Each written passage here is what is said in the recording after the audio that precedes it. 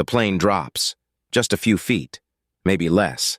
But your stomach lifts, your hands grip the armrest, and somewhere in your chest a voice you don't recognize whispers, "This is it."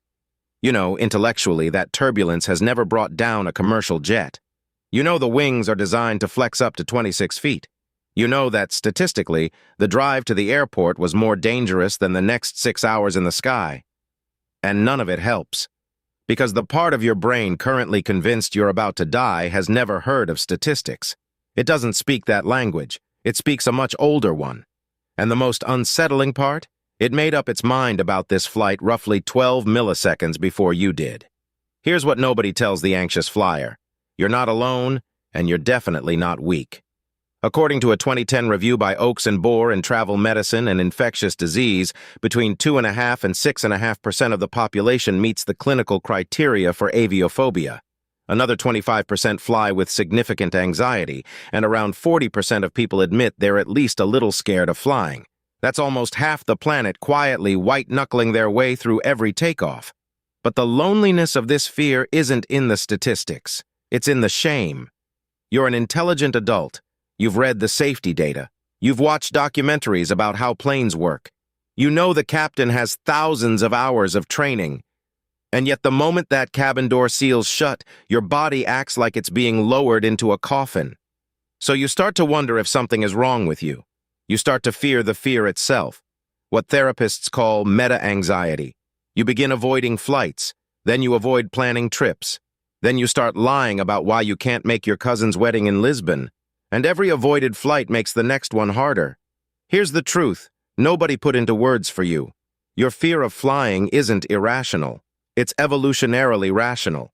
It's the predictable output of a nervous system that was never designed for this. And once you understand the machinery, the shame falls off. The neuroscientist Joseph Ledoux spent decades at NYU mapping exactly what happens in your brain when you encounter a threat. And what he found should change how every anxious flyer sees themselves. When a sensation hits you, say that lurch from turbulence, the information takes two paths through your brain. The high road goes up to your cortex, where you think, analyze, and reassure yourself. The low road bypasses thought entirely and races from the thalamus directly to the amygdala in about 12 milliseconds. Your conscious mind hasn't even registered the bump yet. The fear has already fired. The amygdala is sometimes called the brain's smoke detector. And critically, it doesn't analyze probability. It pattern matches. A sudden drop in altitude is, to the amygdala, functionally identical to a branch snapping behind you in the dark. Sealed enclosure. No escape. Unfamiliar motion. Can't see what's coming. To a 200,000-year-old survival system, that combination means one thing: die. And here's the cruelest part. The moment that fear activates, the ventromedial prefrontal cortex, the part of your brain that would remind you about statistics, gets chemically downregulated. Amy Arnstein's research at Yale, published in Nature Review's Neuroscience in 2009, showed that under stress, norepinephrine and cortisol literally impair the function of the prefrontal cortex. So when someone leans over and says, "Relax, flying is the safest form of travel," they're talking to a part of your brain that has just been taken offline. You are not failing to think clearly. You are physiologically unable to think clearly. That's not a character flaw. That's a neurochemical fact. Once the amygdala fires, the cascade is automatic. The locus coeruleus floods your brain with norepinephrine. Your adrenal glands dump adrenaline. Blood pulls away from your skin and gut and pumps into your large muscles, preparing you to run. But you can't run. You're at 35,000 feet. So your body keeps escalating. You start breathing faster. Hyperventilation blows off carbon dioxide, which causes respiratory alkalosis, which makes your fingers tingle, your chest tighten, your vision narrow, and gives you that nightmare sense of unreality, like you're watching yourself from outside. Now here's where the anterior insula enters the story. Hugo Critchley's work at Sussex shows that the insula tracks every internal body signal: your heart rate, your breathing, the feeling in your gut. And in anxious people, that tracking is hyperactive. So your insula notices the racing heart, the tingling hands, the chest tightness, and reports back to the amygdala, something is terribly wrong inside this body. which makes the amygdala fire harder, which makes the symptoms worse, which makes the insula scream louder. This loop closes inside 90 seconds. By the time you realize you're panicking, you're already 3 steps deep into a feedback storm your conscious mind cannot interrupt. And because the symptoms mimic a heart attack, chest pain, left arm tingling, sense of impending doom, many anxious flyers end up in the ER after landing, convinced their heart is failing. It's not. It's biology, doing exactly what it evolved to do, in exactly the wrong context. Stephen Porges, the researcher behind polyvagal theory, gave us the missing piece. Porges argues that humans have a uniquely powerful response to being trapped.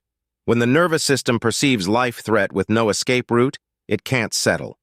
The ventral vagal system, the part that handles calm social engagement, simply cannot come online when the exits are sealed. So your body has 2 remaining options. Sympathetic activation, which is the racing heart, the panic, the urge to flee, or if the nervous system gives up on escape entirely, the dorsal vagal shutdown, which feels like numbness, dissociation, faintness, a sense of collapse. This is why some flyers are sweating and gripping the armrest, and others are eerily still, staring at the seat back in front of them, feeling like they're floating outside their body. Same circuit, different branch. And this is also why all the rational advice in the world fails. The problem isn't that you don't know you're safe. The problem is that your vagus nerve has correctly identified that you cannot exit this metal tube for the next 8 hours. To a body built by evolution, that is the threat, not the plane, the cage. Here's something Edna Foa at the University of Pennsylvania proved over decades of research on phobia and exposure therapy. Avoidance reinforces fear.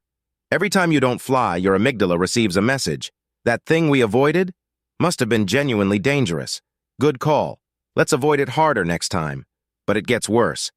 Studies using ambulatory cortisol monitoring show that anticipatory anxiety often peaks 24 to 48 hours before the flight, frequently higher than during cruise itself. The French neuroscientist Matthias Pesiglione has shown that imagined threat activates nearly identical neural circuitry to real threat. So when you spend 2 weeks rehearsing your own death in your head, your brain is treating those 2 weeks as 2 weeks of actual emergency. And then comes the twist that hooks people permanently. After enough panic attacks, you stop being afraid of crashing. You start being afraid of the panic itself. You're not scared of the plane. You're scared of losing your mind, embarrassing yourself, feeling that wave of terror with nowhere to run. This is meta-anxiety, and it's why a 1997 study by Wilhelm and Roth found that flyers who took Xanax actually had higher stress hormones than those who flew sober. The drug silences the amygdala, which sounds great, except it also prevents your brain from learning that the flight was safe.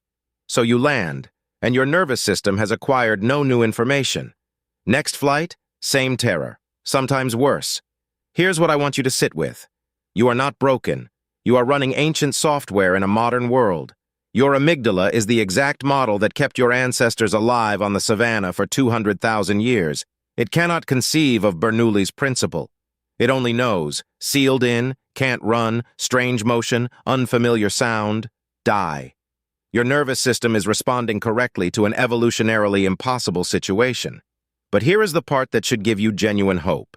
Because fear is learned, fear can be unlearned. Barbara Rothbaum at Emory has shown that virtual reality exposure therapy gets 93% of phobic flyers back in the sky within 6 months. Lars Goran Ost at Stockholm University has documented 80 to 90% lasting remission after a single 3-hour exposure session. And Merel Kind at the University of Amsterdam published work in Nature Neuroscience showing that a single dose of propranolol, given while a fear memory is being recalled, can erase the emotional charge of that memory entirely. The conscious memory stays. The terror does not. Fear of flying is one of the most treatable conditions in all of psychiatry. The same brain that built the prison can rebuild the door. So here's the one thing you can actually do today. Stop calling yourself irrational. Just that. Out loud, if you need to. Replace it with the truth. My nervous system is doing exactly what it evolved to do. That single reframe begins to unhook the shame layer, the meta-anxiety, which is often more disabling than the original fear. And if you've been avoiding flights for years, look up exposure-based therapy or VR exposure therapy in your area. Not a prescription, not a glass of wine at the gate. Actual evidence-based treatment, with success rates that frankly embarrass most other mental health interventions. Because every panicked flyer is fighting a battle their conscious mind cannot see, between a 200,000-year-old survival system and a 100-year-old miracle. The miracle isn't just that we built the machine. The miracle is that we can teach the ancient brain something new. If this gave you words for something you've never been able to explain, stick around. There's a whole library of these waiting for you.